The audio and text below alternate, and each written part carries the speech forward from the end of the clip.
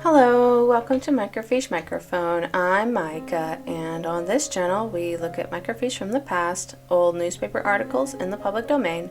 We look at them with our modern eyes, our modern perspective, and see what we can learn from them. On this microfiche time capsule, we are looking back at the improvement era from November 1932. This is a continuation of our Greatness in Men series. This is called Greatness in Men, John Andreas Widtsoe by Bryant S. Hinckley.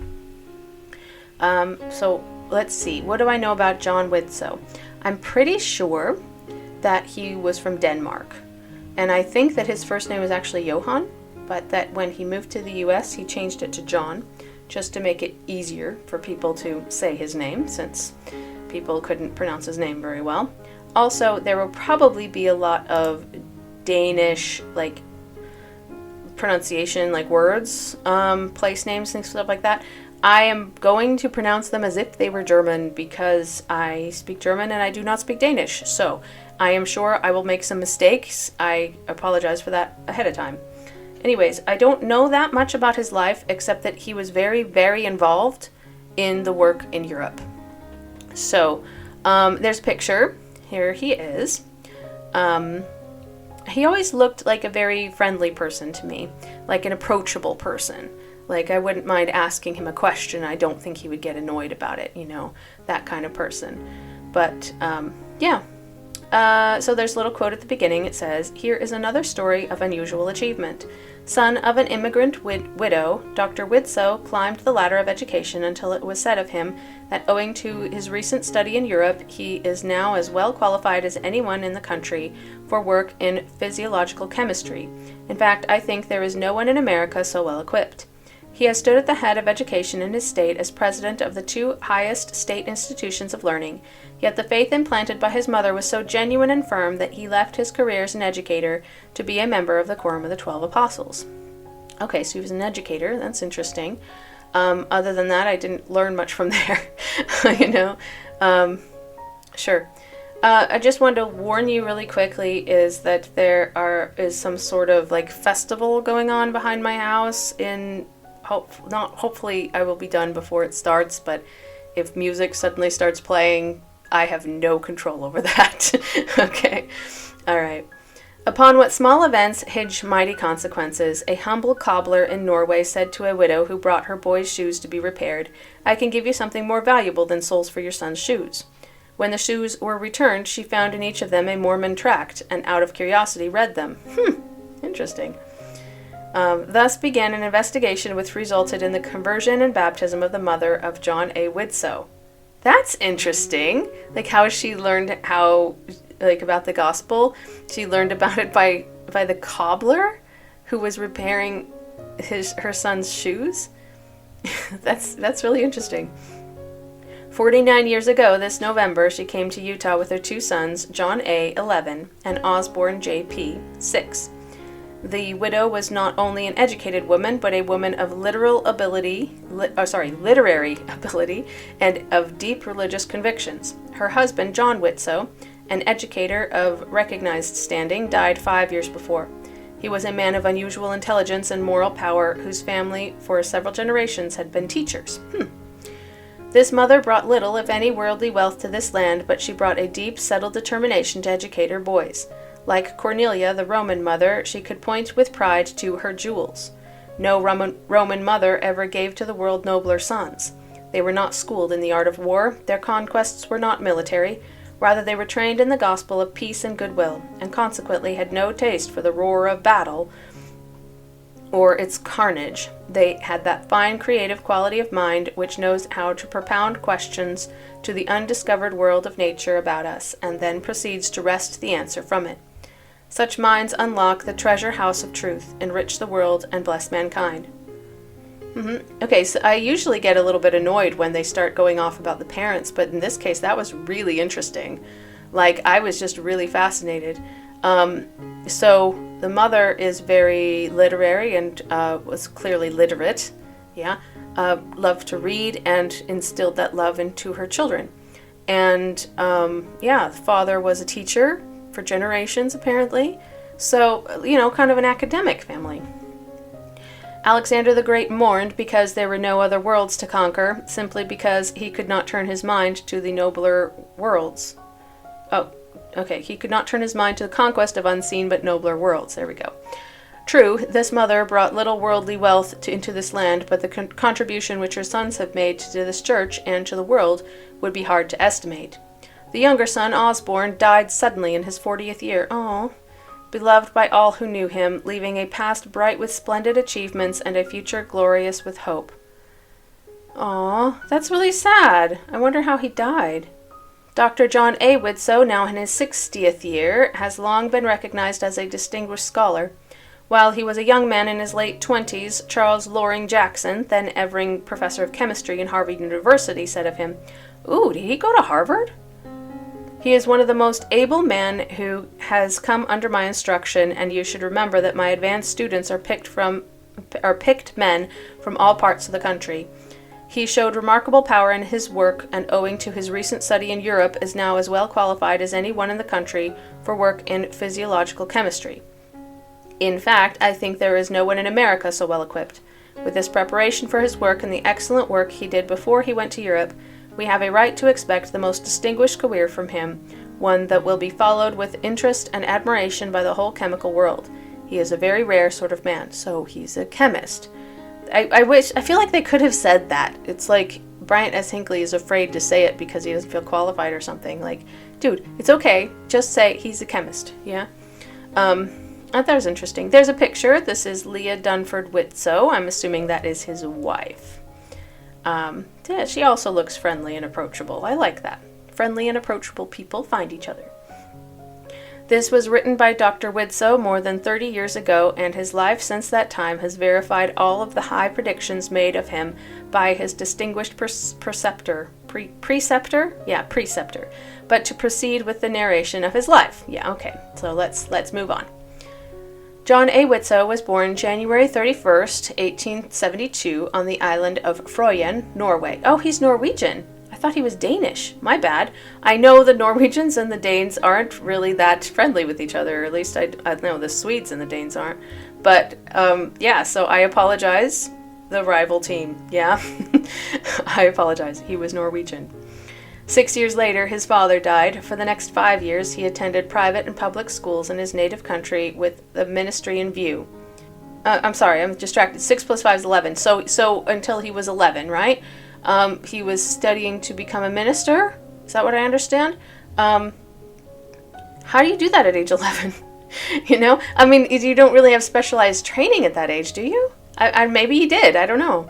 In 1881, his mother joined the Mormon Church, and in November of 1883, with her 2 sons, emigrated to America and settled in Logan, Cache County, Utah. Yeah, that must have been quite a culture shock for him. In June 1891, John A. was graduated from the normal course at BY College, and in July, he entered Harvard University at Cambridge, Massachusetts. There you go. In April the following year, he won a university scholarship, and in April 1893, he again won a scholarship. That's really nice because Harvard is pretty expensive, so he had a way to pay for it that didn't rely on his parents, yeah? Well, his mother, because his father was dead, right? In September of that year, he was elected president of the Boylston Chemical Club of Harvard, and in June 1894, he was graduated from Harvard. He completed the work in 3 years and received the highest honor, summa cum laude. Wow! This honor may be won in 2 ways. First, by examinations showing excellent and wide acquaintance in one line of study, or second, by uniform excellence in all subjects taken. The highest honors may be won in both ways at the same time. Both of these were won by him. That is amazing. Good for him. Like that, he's clearly very scholarly, so that means that he was basically a straight A student, even in college at Harvard. Like, that requires a certain degree of intelligence. In the Boston Magazine's review of the work of this graduating class, the literary quality of the work was represented by selections from the pen of Dr. John A. Widtsoe. Thus, at 22 years of age, he had distinguished himself for this capacity to work and for superior ability. On graduating, he was offered several alluring positions in the East, but he preferred to come back to Utah.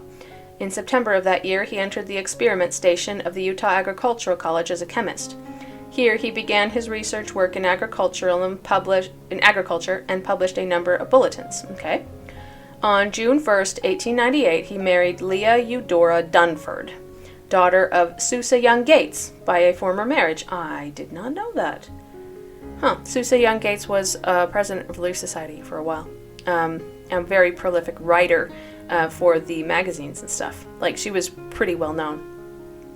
That same month, he was appointed to the Parker Fellowship in the Graduating Society of Harvard with the privilege of foreign study.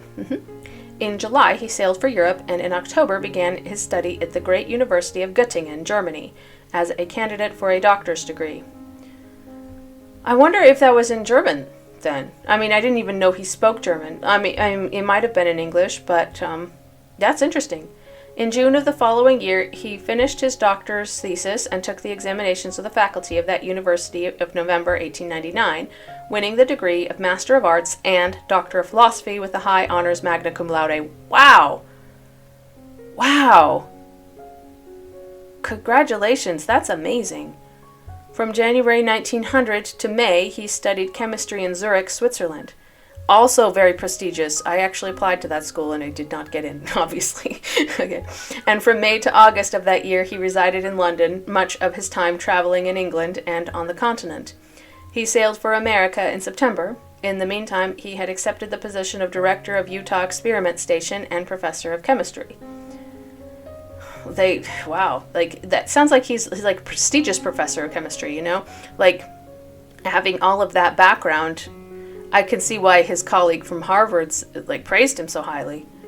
In 1905, he became director of the Department of Agriculture in the Brigham Young University at Provo, and in the spring of 1907, he was elected president of the Utah Agricultural College.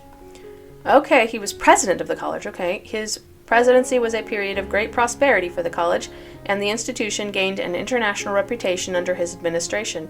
I didn't know that he was interested in administrative work, because it sounds like he was more into research up until that point. He was made president of the University of Utah in 1916. He continued in this position until he was called to the apostleship in March 1921. Wow.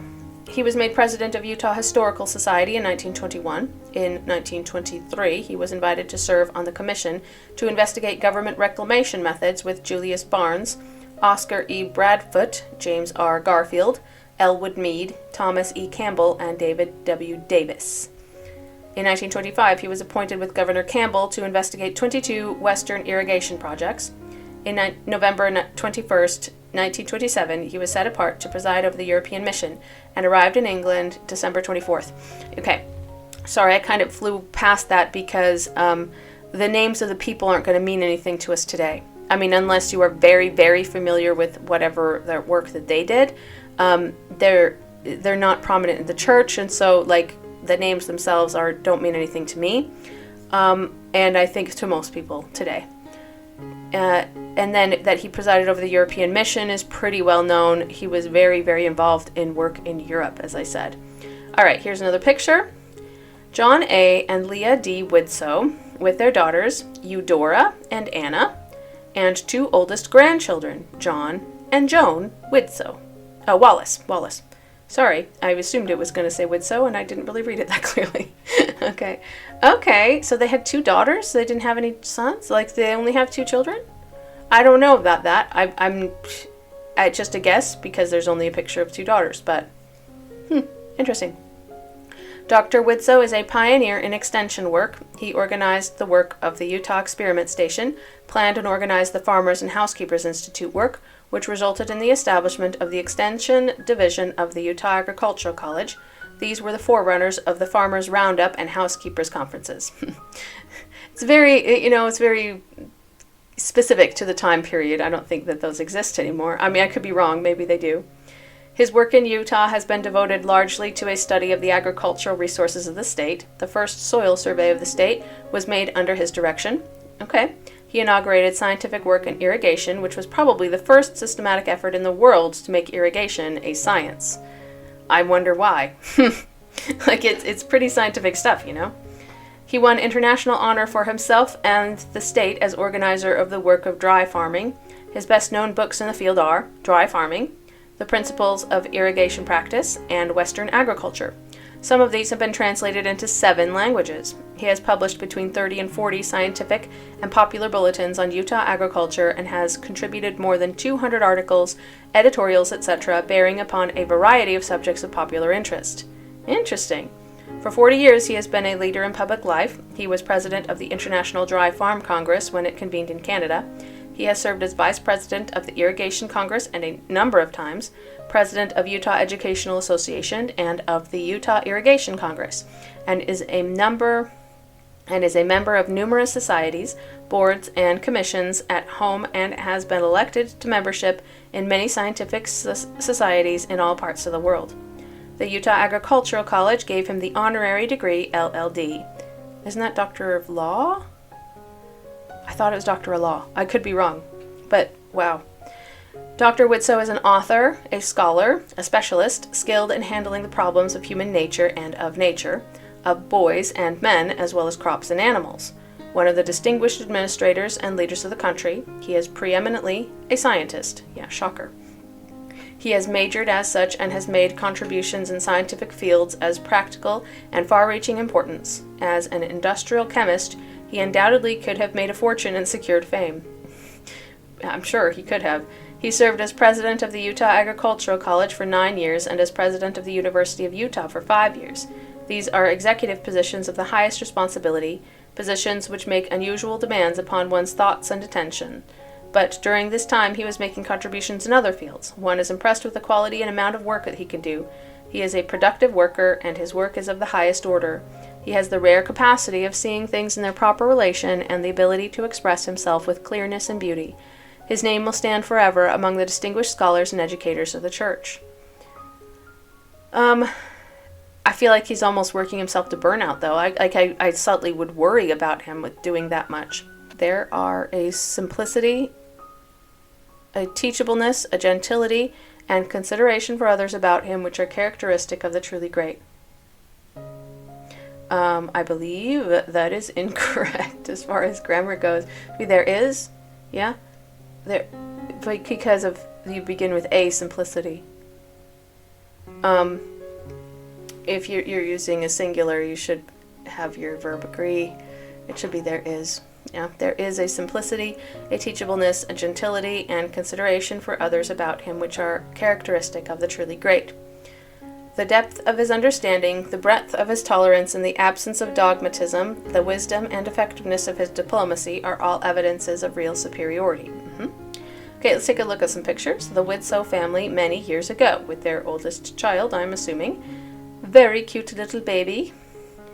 The style of the photographs back then were so weird, though. Alright, his mother and John A. Widtsoe. Oh, he resembles his mother, does he not? I feel like they look quite a bit alike. Okay. From his boyhood, he has been active in the organizations of the church and is one of the best informed elders in doctrine and church organization. He has written a number of manuals and many popular articles on gospel subjects. Among his theological writings should be mentioned Joseph Smith as Scientist. Yeah, I've heard of that one. Rational Theology, Concordance of the Book of Doctrine and Covenants, What Jesus Taught, In Search for Truth. I've heard of In Search for Truth. Gospel Doctrine by Joseph F. Smith was compiled largely by him, and Discourses by Brigham Young were compiled and prepared by him. Okay, cool. Since he was called to preside over the European mission in November 1927, he has written a series of tracts in which the gospel is interpreted in terms of today with such simplicity and clearness as to place it within the understanding of all. 14 years ago, he wrote, What My Faith Means to Me. I love it when I get to read something that they actually wrote themselves. Okay. My faith in the principles of the gospel of Jesus Christ, as restored by the prophet Joseph Smith, places me in possession of an all-comprehensive philosophy according to which I can order all the affairs of my life, whether of a temporal or a spiritual nature. By this faith I draw wisdom from the past, obtain visions of the future, and walk fearlessly in the present with a full assurance that God's goodness will guide me. By this faith I am able to interpret whatever I learn of this or of any other time, and find its place in the eternal scheme of things. By this faith, which teaches me that I am eternal, with an existence before this life, and an ever-active life hereafter, I am given full courage to battle against evil, whether in me or in others. By this faith, which promises the endless triumph of the progressing spirit of man over the things of the universe, I attack the duties of my daily life with the clear confidence that if I but do my duty well, I shall find the way to the mastery of the earth and all earthly tasks. By this faith, my joy in life is abundant, my sorrows are tempered, my trust in the ultimate triumph of good over evil is unshakable. By this faith, I learn more and more to hate sin and to reach out to helping hand to the sinner. By this faith, which embraces a complete plan of man's endless journey from a dim past into an eternal future, I learn that I need God's help in all that I do, but also as a glorious comfort that God, to a small degree, infinitely small perhaps, needs me, and all his children to work out his mighty purposes. It is good to know oneself in partnership with God. By this faith, amidst the wearisome toil and the strife of the heat of the day, I am at rest and at peace, for I know my history and my destiny and the eternal meaning of the day's work. By this faith, I know that however lowly my task in life may be, before the judgment of the seat of God, if my work has been well done, it shall be transmuted into spiritual values, and my soul shall know that I have been doing necessary work for the fulfillment of the Master's plan. By this faith, I am unafraid, for I know that God's power is everywhere, that I never walk alone, but that in my joy or sorrow, at home or abroad, God's will guides me. By this faith, it is easy to lay aside the material for the spiritual things of life, to exchange the honor of men for the service of God.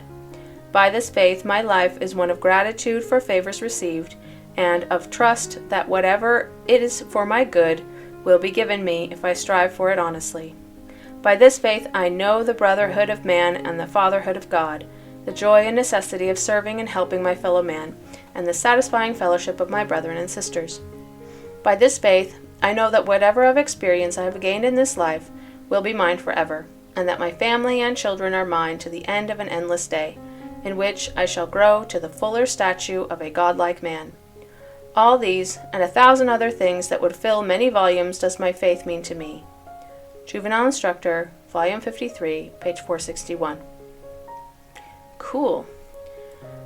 That was really powerful. And also you can really see how eloquent he was and how strong his faith really was. And I love that thread that went through this, by this faith, and, what everything really meant to him. That was really, really cool. I like that. And I really like that, what a strong testimony he had. I really like that. Every word of this declaration is big with meaning, and every paragraph is a text. We have rarely read anything that contains so much in so few words. It is so simple and yet so all-comprehensive, so compact with meaning and yet so luminous and far-reaching, so practical and yet so beautiful. Continued on page 32. And soul-satisfying, permeated with hope and glorified with a sublime faith, this is a remarkable philosophy of life. It was a significant day in the life of John A. Widtsoe when he married Leah Dunford. No woman could have complemented more completely his life than she has done.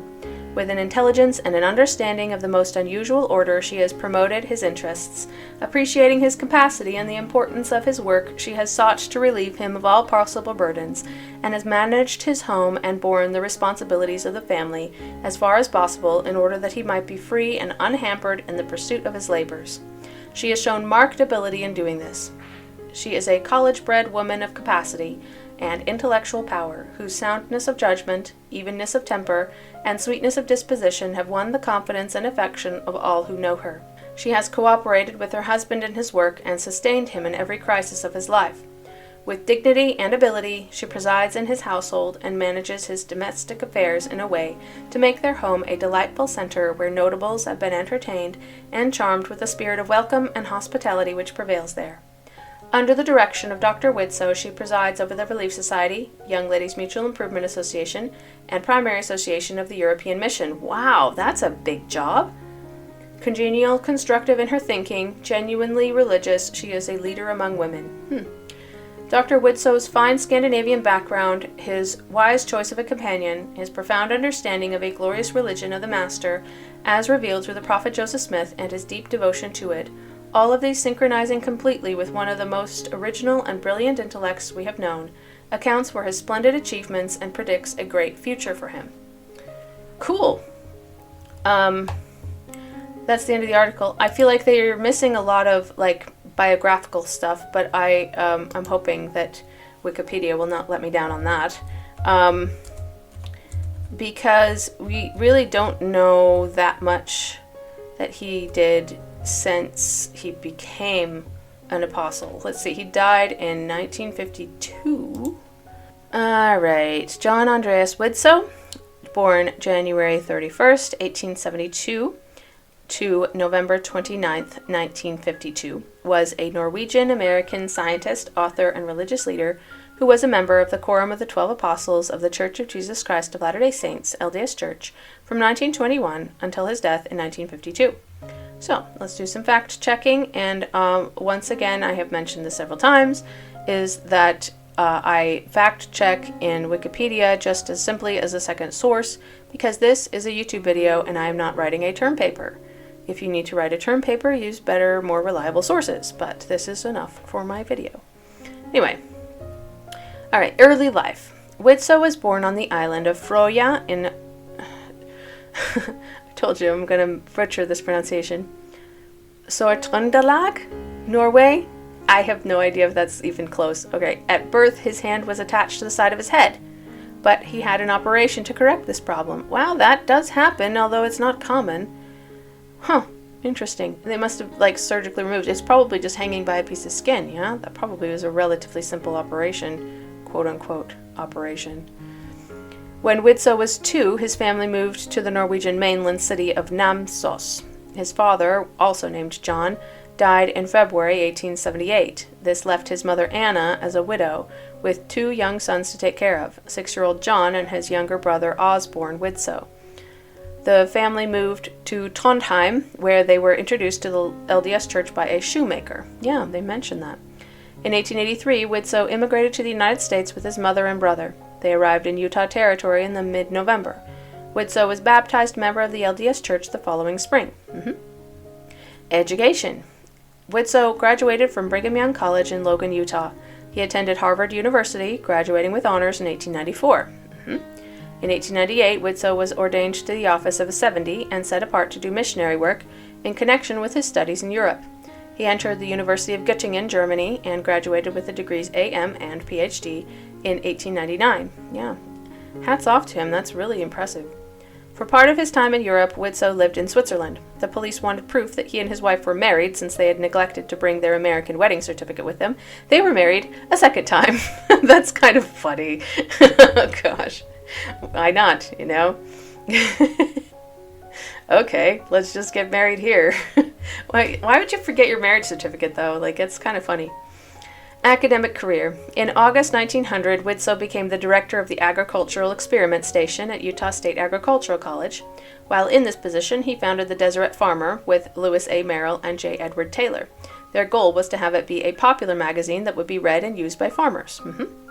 In 1905, Widtsoe was dismissed from the Agricultural College as a result of political debates about its future and feelings of William Jasper Kerr, the university's president, that Widtsoe was insufficiently supporting him. Interesting. There's a little bit of tea there. They didn't mention that. Huh. For a short time, Widtsoe was a professor of agriculture at Brigham Young University and is arguably the founding father of BYU's College of Biology and Agriculture. Previously on the BYU campus, the John A. Widtsoe building was the home of the College of Biology and Agriculture. A new building, the Life Sciences building, took its place in 2014. Soon, however, he returned to Logan and succeeded Kerr as president of the Utah State Agricultural College. He served in this position from 1907 to 1916.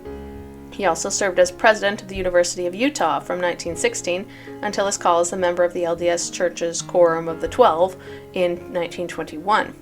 Widtsoe was the 5th Commissioner of Church Education from 1921 to 1924 and was the 7th Commissioner from 1934 to 1936. During his time as an apostle, Widtsoe taught a religion class at the University of Southern California. Okay, that's kind of out of the blue, but sure.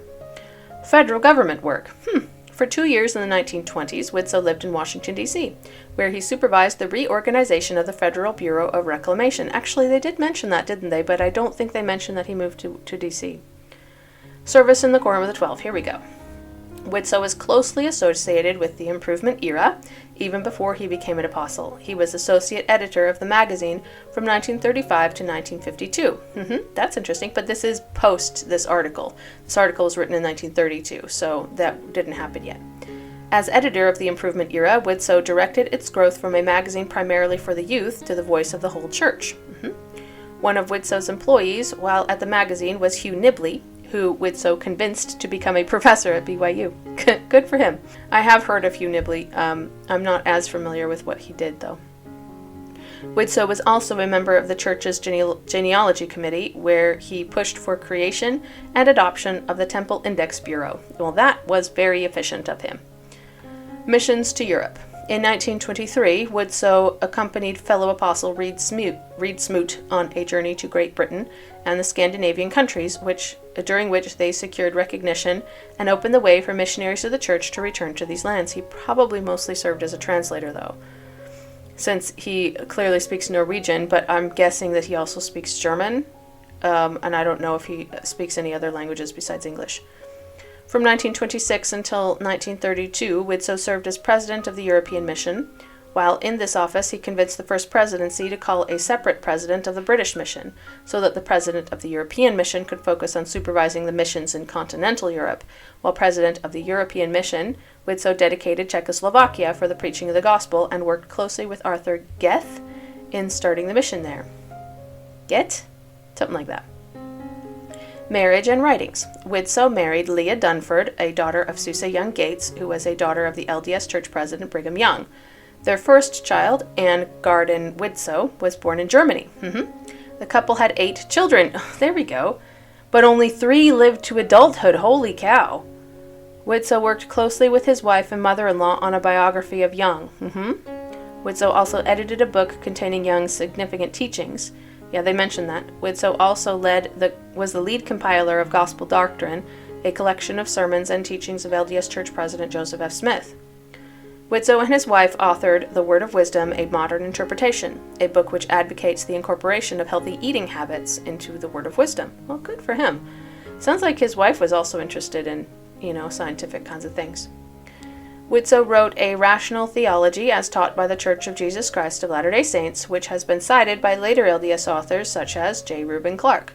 He also wrote Evidences and Reconciliations, that rings a bell. Oh, which was a compilation of his Improvement era writings. Okay, yeah, I think that's why I recognize it. Answering common questions on matters of faith.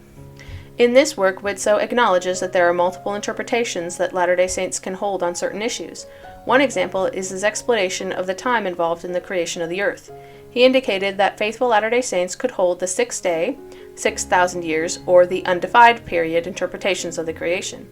Although Widtsoe focused on explaining the rationale for the undefined period interpretation, he did not belittle the other two or state that they were unorthodox. Well, good for him. Sounds like he was quite open-minded. In 1939, Widtsoe published Priesthood and Church Welfare and Priesthood and Church Government. His work, The Message of the Doctrine of Covenants, was edited by his son-in-law, J. Homer Durham. Okay. He was assistant to the 12, I think, and published after Widtsoe's death. Widtsoe wrote 7 Claims of the Book of Mormon, a collection of evidences with Franklin S. Harris, Jr. Widtsoe wrote a biography of Joseph Smith entitled Joseph Smith, Seeker After Truth, Prophet of God. It was published in 1951 and reprinted by Bookcraft in 1957. Widtsoe also wrote Joseph Smith as Scientist, a contribution to Mormon philosophy, published by the Young Men's Mutual Improvement Association in 1908. In 1944, his essay The Divine Mission of Joseph Smith was included in Handbook of the Restoration, published by Zion's Printing and Publishing Company in Independence, Missouri.